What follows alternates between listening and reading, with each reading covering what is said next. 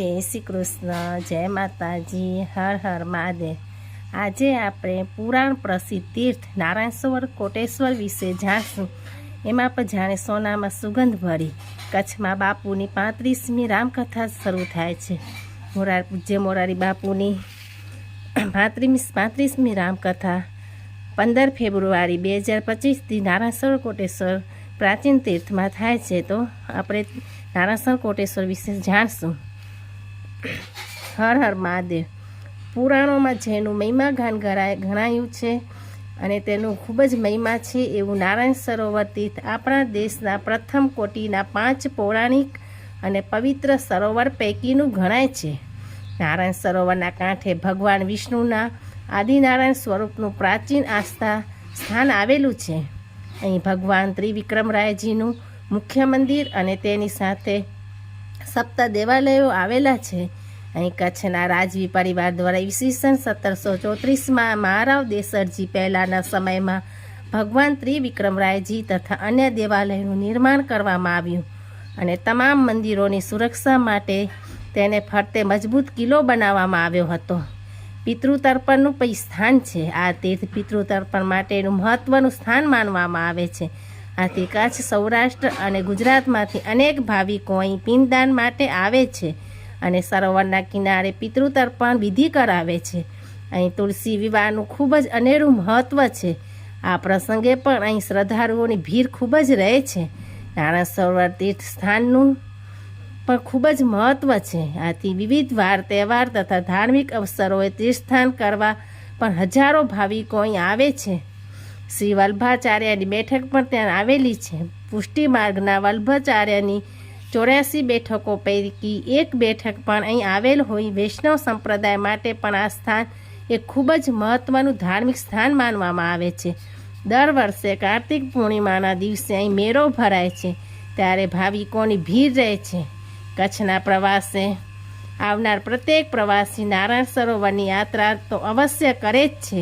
એવી માન્યતા છે કે દેશના તમામ યાત્રાધામોની યાત્રા કર્યા પછી નારાયણ સરોવરની યાત્રા કરો ત્યારે જ તમામ યાત્રા સંપન્ન થઈ હોવાનું મનાય છે। આ યાત્રાધામ પાટનગર ભુજથી 150 કિલોમીટર દૂર લખપત તાલુકામાં આવેલું છે।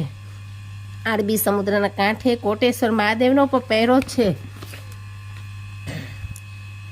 દ્વારકાની યાત્રાએ જનાર જેમ બેટ દ્વારકાની પણ અવશ્ય મુલાકાત લે છે એમ નારાયણ સરોવરની યાત્રાએ આવનાર અરબી સમુદ્રના કિનારે આવેલા અને નારાયણ સરોવરથી 3 કિલોમીટર દૂર આવેલા કોટેશ્વર મહાદેવના દર્શને પણ અચૂક આવે જ છે। આ પણ એક પૌરાણિક યાત્રાધામ છે।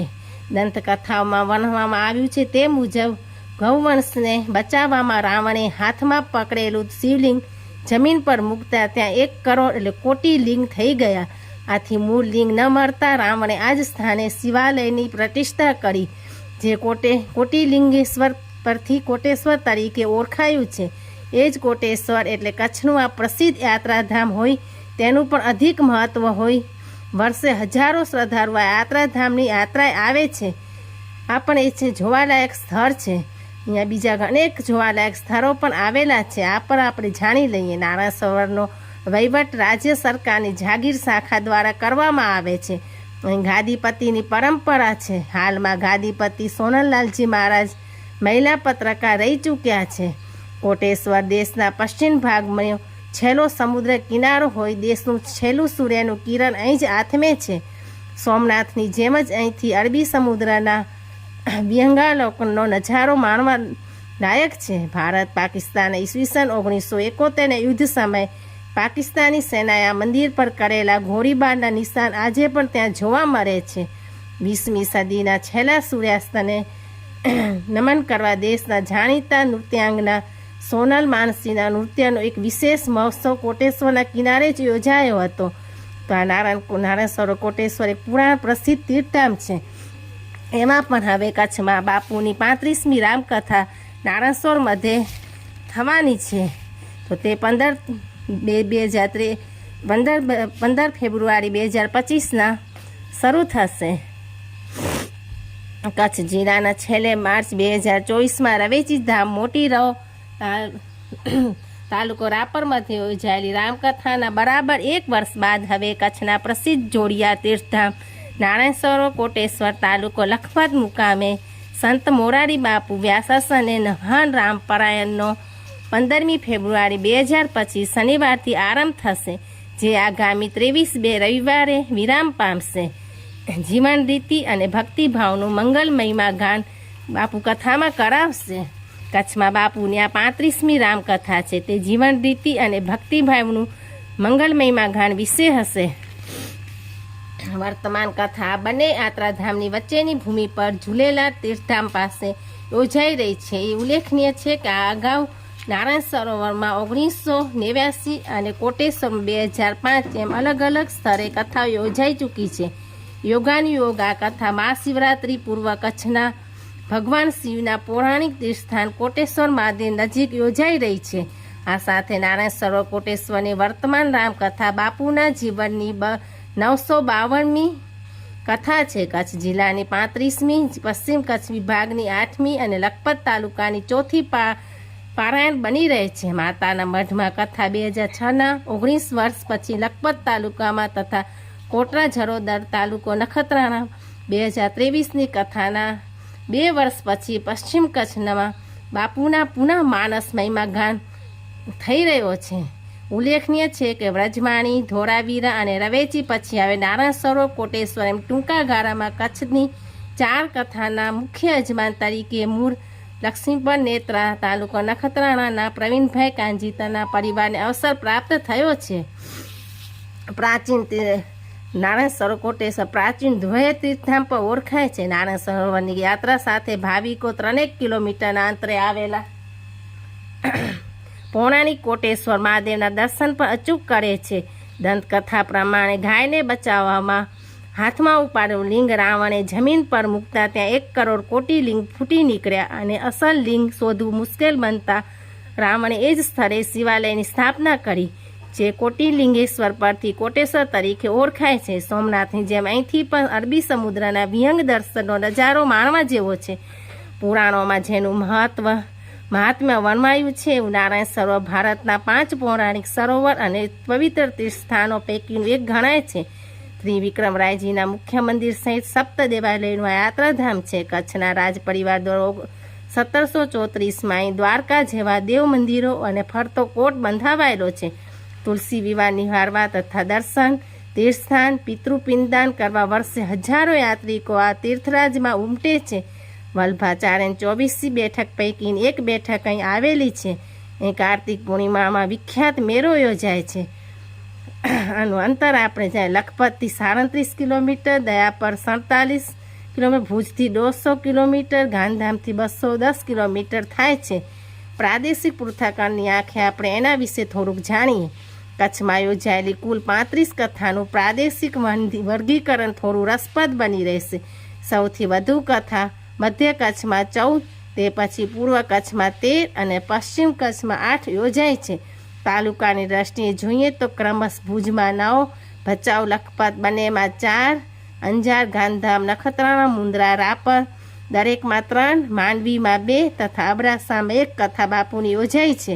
આમ કચ્છના તમામ 10 તાલુકામાં કથાઓ પહોંચી છે, પરંતુ 2 તાલુકા મથક નખત્રાણા અને દયાપર હજુ પ્રતીક્ષામાં રહે છે. જ્યારે કોઈ એક સ્થળે 1 કરતાં વધુ વખત કથા યોજાઈ હોય તેમાં ક્રમશ અંજાર 1973, 2001, માંડવીમાં 1978, 1986, ગાંધીધામમાં 1983, 1996 અને ભુજમાં 1984, 1999માં આ 4 સ્થળને 2 વખત કથાનો લાભ મળ્યો છે.